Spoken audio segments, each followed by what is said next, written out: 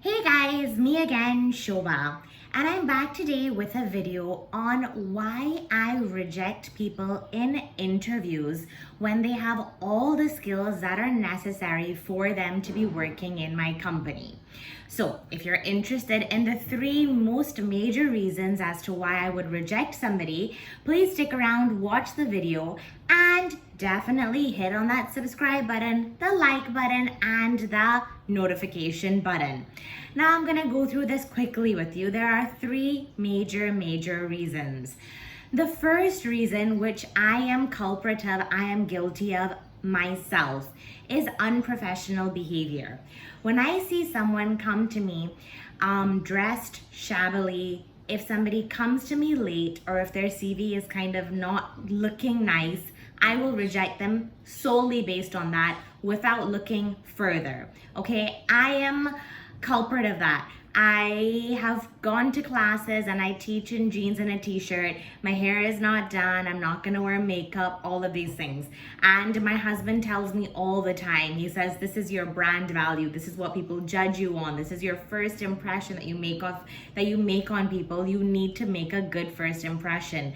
I'm telling you, I don't adhere to it, but when I have to judge somebody, I judge somebody on the basis of it because I know how important it is to other people. So when you're going to an interview, make sure you have your whole game on. Otherwise, first impression, bad impression, you're gone.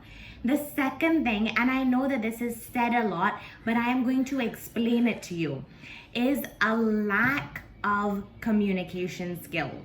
Now, you must be thinking that, let's say maybe you're not doing your ACCA, or let's say you're doing your ACCA but you're an introvert and you like to deal with numbers, or you like to deal with back-end stuff, and that's what you're good at and that's what you want to do. You don't want to do a lot of communication. You want to do with back-end stuff, numbers.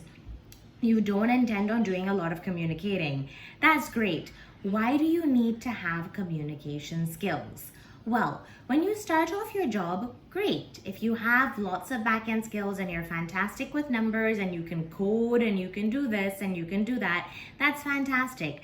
But as you grow in the company and as you get bigger and bigger projects, let's say that one day we have a problem in our company and you're working in a team of 30 people. Let's say we have a problem in the company and we have a problem with the project that you're dealing with. You, because you're the back end and you're handling so many things, have to come and explain the problem to the people who don't understand the numbers. If you're not able to explain it because you don't have any communication skills, what the hell am I gonna do? You're losing me money by the minute. It's horrible. I'm gonna get super stuck, right? Like, the problem that we're dealing with, you're the one who's prepared everything and you can't explain it. What am I gonna do?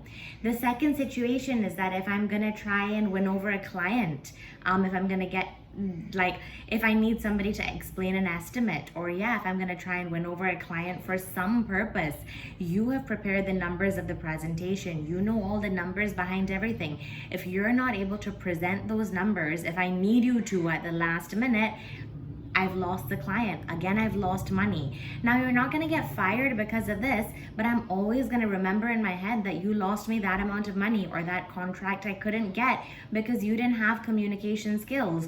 So it's a loss for me, right? I'm not gonna look upon you highly. It's gonna be a big problem. So in terms of speaking with regards to communication skills, very important. If you don't have them in your interview, you may potentially get hired, but going further, I'm not sure how far you're going to get.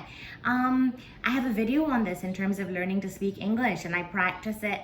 I practice those skills with my son as young as he is now. Go look at the video. I think it's a fantastic technique. Use it. The second part of communication skills is listening.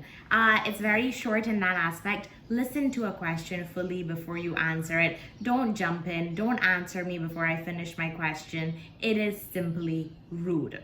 Okay. So we've dealt with unprofessional behavior and we've dealt with communication skills. Remember, we're dealing with all of these things assuming that you have a fantastic skill set and you are fully qualified for the job already.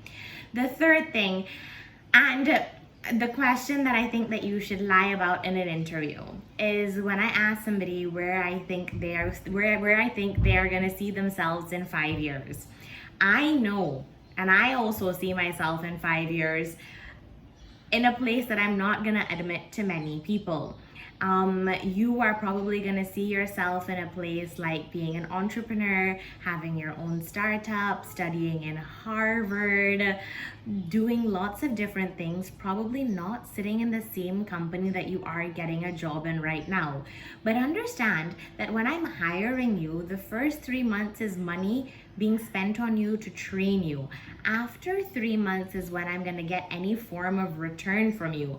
So if you're gonna tell me that in 1 year you plan on going to Harvard and study, or being in your own startup, or doing this or doing that, I'm definitely not gonna hire you, because you're gonna end up being a bigger expense for me than you are gonna be any reward.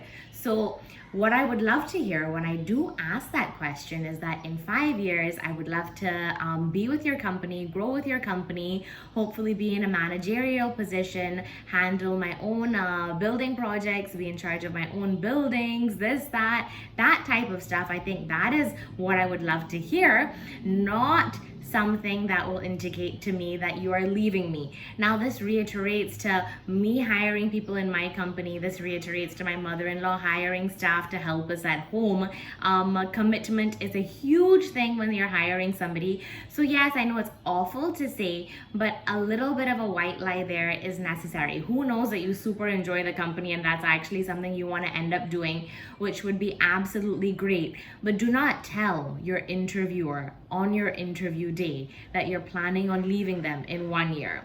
So the three things: unprofessional behavior, the lack of communication skill, speaking and listening, and your level of commitment. On these three things, if you're not gonna score well and if you're not gonna answer well, you are definitely out of the door for me. Until next time, guys, see you later.